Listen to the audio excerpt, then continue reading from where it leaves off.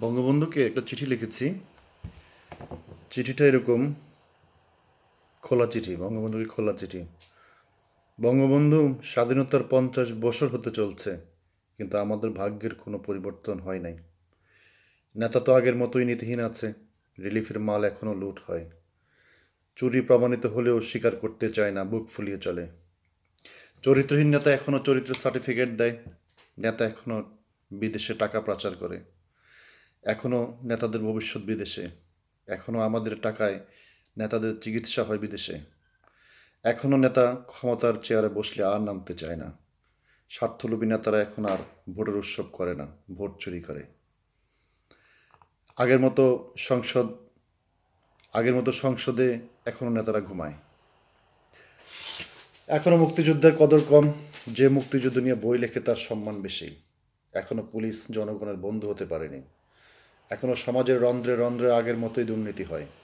এখনও প্রত্যেকটা অফিসে, রাস্তায় প্রকাশ্যে ঘুষ খায়। ঘুষ একটা অলিখিত নিয়ম, সমাজের উপর তলা থেকে নিচতলা পর্যন্ত এ ধারা প্রবাহমান। বিবেকবানদের বিবেকের ঘুণ পোকা একটু কমেনি। কবি সাহিত্যিক এখনও কিছু লিখতে যৌন সুরসুরি দরকার হয়।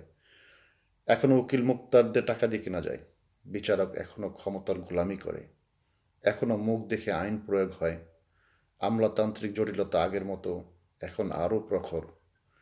বুদ্ধিজীবীরা এখনও লাল সবুজ দলে বিভক্ত। আলেম এখনও টাকার বিনিময়ে ফতুয়ার ব্যবসা করে।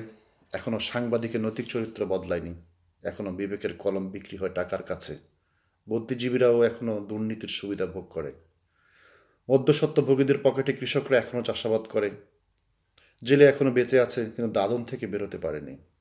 মহাজনীর প্রথার আধুনিকায়নে কিস্তি দিতে না পেরে জীবন দেয়।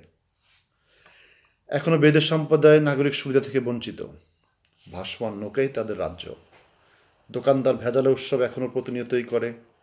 গরিবের চিকিৎসা আগের মতোই আছে। এখনও ডাক্তার সরকারি হাসপাতালে সৎ বাবা, আর বেসরকারি হাসপাতালে দুলাভাইয়ের মতো আচরণ করে। মালিক এখনও কর্মচারীকে চাকর ভাবে, সহযোগী ভাবতে পারেনি। আগের মতো এখনও কথা বলার অধিকার নেই। এ এক আধুনিক বন্দিদশা। বাকি সব একই আছে, শুধু আমরা বেঁচে আছি। ধন্যবাদ।